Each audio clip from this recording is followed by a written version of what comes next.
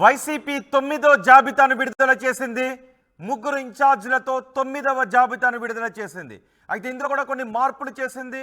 మంగళగిరి ఇన్ఛార్జిగా లావణ్యను నియమించింది. గతంలో మంగళగిరి ఇన్ఛార్జిగా గంజి చిరంజీవిని నియమిస్తూ అప్పుడు లిస్టు విడుదల చేసింది.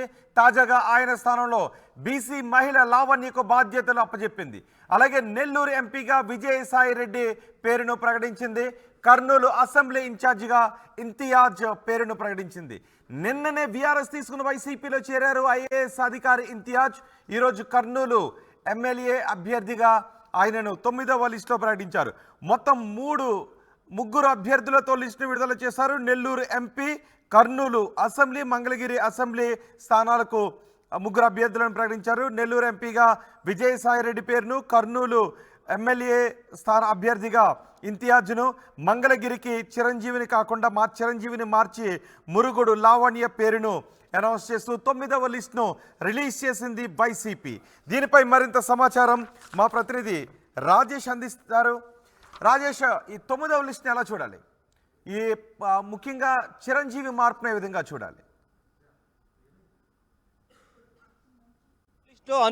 అనూహ్యమైన పేరు ఖచ్చితంగా విజయసాయిరెడ్డి పేరు అని చెప్పాలి. ఎందుకంటే ఇప్పటి వరకు రాజ్యసభ సభ్యుడిగా ఉంటూ దాదాపు ఐదేళ్ళకు కాదు, దాదాపు 7-8 సంవత్సరాలుగా ప్రతిపక్షంలో ఉన్నప్పుడు కూడా ఢిల్లీలో ఉండి చక్రం తిప్పినటువంటి విజయసాయిరెడ్డిని ఇప్పుడు ప్రత్యక్ష ఎన్నికల్లోకి జగన్మోహన్ రెడ్డి దింపుతున్నారని చెప్పాలి. నెల్లూరు ఎంపీ అభ్యర్థిగా ఇన్ఛార్జిగా విజయసాయిరెడ్డి వైసీపీ అధిష్టానం ప్రకటించింది. ఖచ్చితంగా ఒక అనూహ్య నిర్ణయంగానే చూడాల్సిన అవసరం ఉంది. ఎందుకంటే ఇప్పటివరకు విజయసాయిరెడ్డి పేరు ఎక్కడ కూడా వినిపించలేదు. కానీ నెల్లూరు పాలిటిక్స్లో వైసీపీ కొంత ఎదురుగాలి వీస్తున్న ఇలాంటి పరిస్థితుల్లో అక్కడ వేమిరెడ్డి ప్రభాకర్ రెడ్డి ఆ పార్టీకి రాజీనామా చేసి రేపు తెలుగుదేశం పార్టీలో జాయిన్ కాబోతున్నారు. రేపు చంద్రబాబు నెల్లూరు పర్యటన సందర్భంగా చంద్రబాబు సమక్షంలో వేమిరెడ్డి ప్రభాకర్ రెడ్డి జాయిన్ కాబోతున్న నేపథ్యంలో అనూహ్యంగా ముందు రోజే విజయసాయిరెడ్డిని నెల్లూరు ఎంపీగా ప్రకటించడం ఒక వ్యూహాత్మక అడుగుగానే మనం చూడాలి. ఎందుకంటే నెల్లూరు పెద్దారెడ్డిల పేరున్నటువంటి వేమిరెడ్డి ప్రభాకర్ రెడ్డిని ఢీకొట్టాలంటే ఆ స్థాయి వ్యక్తి ఉండాలని వైసీపీ భావించింది. చాలామంది పేర్లు తెర మీదకి వచ్చాయి. విజయసాయిరెడ్డి అల్లుడు సోదరుడైనటువంటి శరత్చంద్రారెడ్డి పేరు కూడా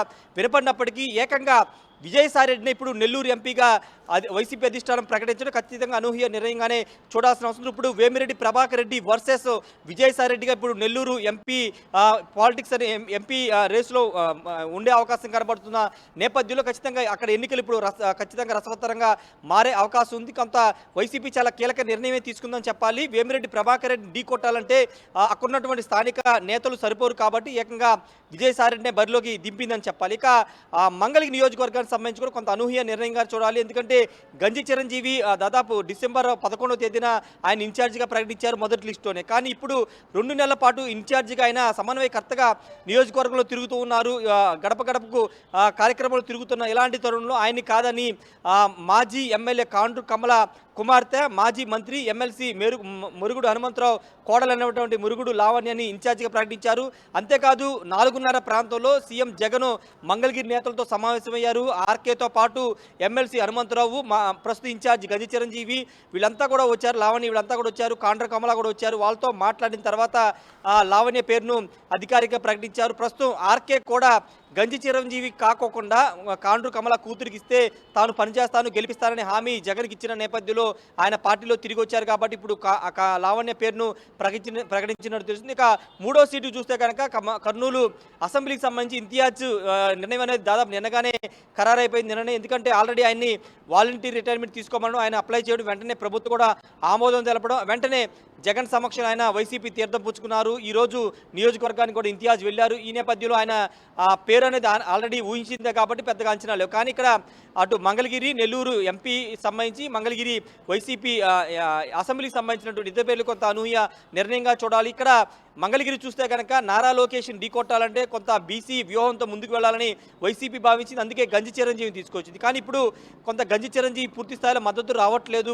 సర్వేలు కొంత వ్యతిరేకంగా వస్తున్న ఇలాంటి తరుణంలో బీసీ మహిళలకు సంబంధించిన అభ్యర్థిని తీసుకొస్తే నారా లోకేష్ని ఢీకొట్టొచ్చని వైసీపీ అధిష్టానం భావించింది. దానిలో భాగంగా ఇప్పుడు లావణ్యని బరిలోకి దింపింది. లావణ్య చేనేత వర్గానికి సంబంధించినటువంటి వ్యక్తి కావడం, అంతేకాదు అక్కడ మంగళగిరిలో చేనేత సామాజిక వర్గం ఓట్లు ఎక్కువ ఉన్న నేపథ్యంలో ఖచ్చితంగా గెలుస్తామన్న భావనలో ఇప్పుడు లావణ్యని తెర మీదకి తీసుకొచ్చినట్టు తెలుస్తుంది.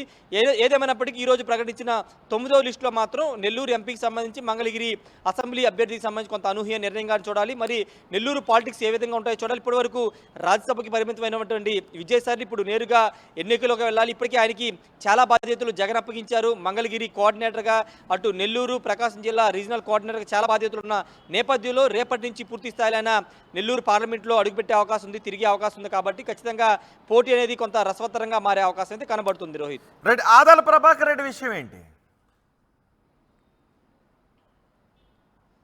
ఆదాల ప్రభాకర్ రెడ్డి ఆయన పోటీలో ఉండనని ఇప్పటివరకు ఒక స్పష్టమైన ప్రకటన చేయలేదు. ఎందుకంటే గత ఎన్నికల్లో చూస్తే 2019లో టీడీపీ అభ్యర్థిగా ఆదాల ప్రభాకర్ రెడ్డిని ప్రకటించిన సాయంత్రం ప్రకటించారు.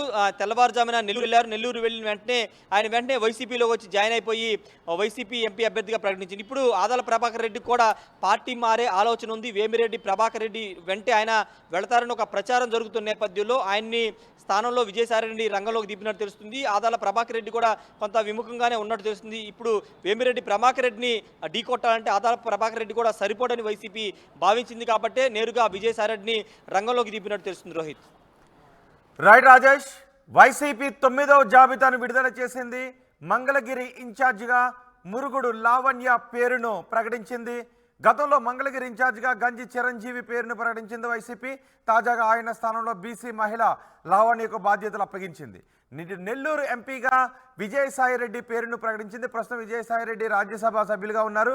ఇప్పుడు మొదటిసారి ఆయన ప్రత్యక్ష ఎన్నికల్లో ఎంపీగా పోటీ చేయబోతున్నారు. కర్నూలు అసెంబ్లీ ఇన్ఛార్జిగా ఏఎండి ఇంతియాజ్ పేరును ప్రకటించింది. నిన్ననే వీఆర్ఎస్ తీసుకొని వైసీపీలో చేరారు ఐఏఎస్ అధికారి ఇంతియాజ్.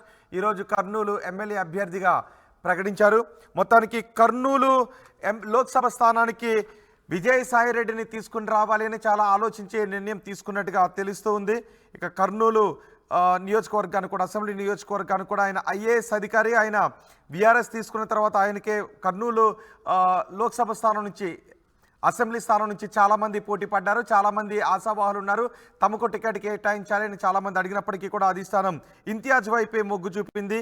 ఇక మంగళగిరి నుంచి చిరంజీవిని మార్చి మురుగుడు లావణ్య పేరును ప్రకటించింది.